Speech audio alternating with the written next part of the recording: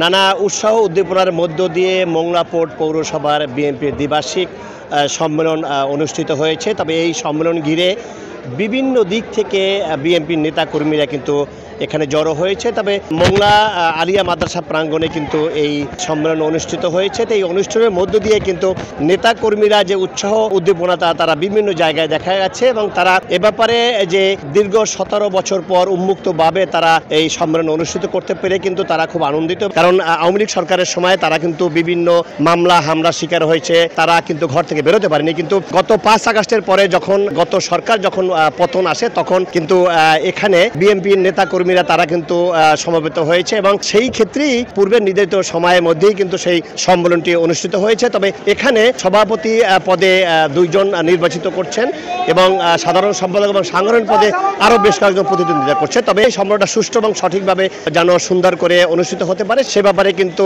বিভাগীয় এবং কেন্দ্রীয় নেতৃবৃন্দ এখানে এসে বিভিন্ন রকম তারা কিন্তু পরামর্শ দিয়েছে এবং নির্দেশনাও দিয়েছে যেন এই সম্মেলন সুন্দরভাবে উঠাতে পারে। 17 বছর নির্যাতিত হয়েছি, ছেলে মেয়ে সব কয়জনে আমরা রাস্তায় মারপিট খাইছি, আওয়ামী লীগের দোসরের জ্বালায় কথা বলতে পারি নাই। দীর্ঘ 17 বছর আমরা এই সম্মেলন থেকে বিতাড়িত ছিলাম। কোনো জায়গায় আন্দোলন বলেন, মিটিং বলেন, মিছিল বলেন, মন খুলে কথা বলেন, আমরা বলতে পারিনি। তাই আজকে ছাত্র জনতার আন্দোলনের মাধ্যম দিয়ে আজকে আমরা এই দিনটা পাইছি এবং মন খুলে কথা বলতে পারছি, এটাই সবথেকে আনন্দের ব্যাপার। বিএনপির নেতাকর্মীরা তারা প্রাণ ফিরে পেয়েছে। আমরা 17টি বছর কোনো মিছিল মিটিং করতে পারিনি, সংগ্রাম করতে পারিনি, আন্দোলন করতে পারি না, আমরা রাত্রে বাসায় ঘুমাতে পারিনি। আপনি নিশ্চয়ই জানেন যে আমাদের নামে মিথ্যা মামলা দিয়েছে, আমাদেরকে বাসা থেকে বের করে দিয়েছে এই পেশিবাদ সরকার। এই জালেম জুলুম পুলিশের হয়রানি থেকে আমরা কেউ বেঁচে থাকতে পারিনি। আমাদের ব্যবসা বাণিজ্য ব্যবসাতে হামলা করা হয়েছে। এই মোংলা পৌর শহরটা ছিল জিয়া পরিবারের দুর্ভেদ্য ঘাঁটি, বিএনপির ঘাঁটি। সেই ঘাঁটিকে বারবার আঘাত করা হয়েছে।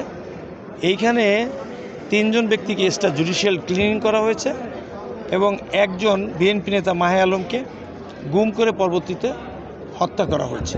আমাদের লড়াই এবং সংগ্রাম ছিল গণতান্ত্রিক প্রক্রিয়া, মানুষের ভোটের অধিকার প্রতিষ্ঠা করা।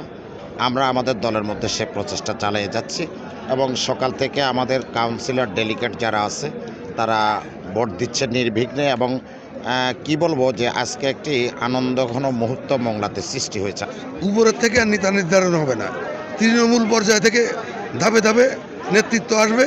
এটা গণতান্ত্রিক প্রক্রিয়ার মাধ্যমে, যেহেতু আমরা গণতান্ত্রিক দল করি, আমাদের দল গণতন্ত্রে বিশ্বাস করে, তাই গণতান্ত্রিক প্রক্রিয়ার মাধ্যমে তৃণমূল পর্যায় থেকে আমরা ওয়ার্ড, ইউনিয়ন, পৌরসভা, যেমন ওয়ার্ড পৌরসভা নির্বাচন করতেছি।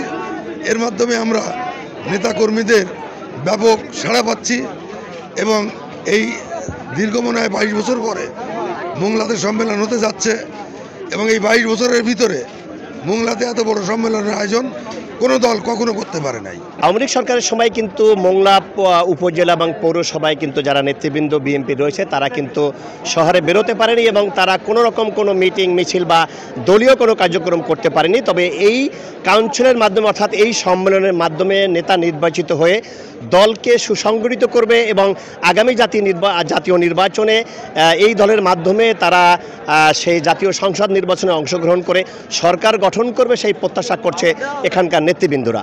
মাহমুদ হাসান, সময় সংবাদ, মোংলা।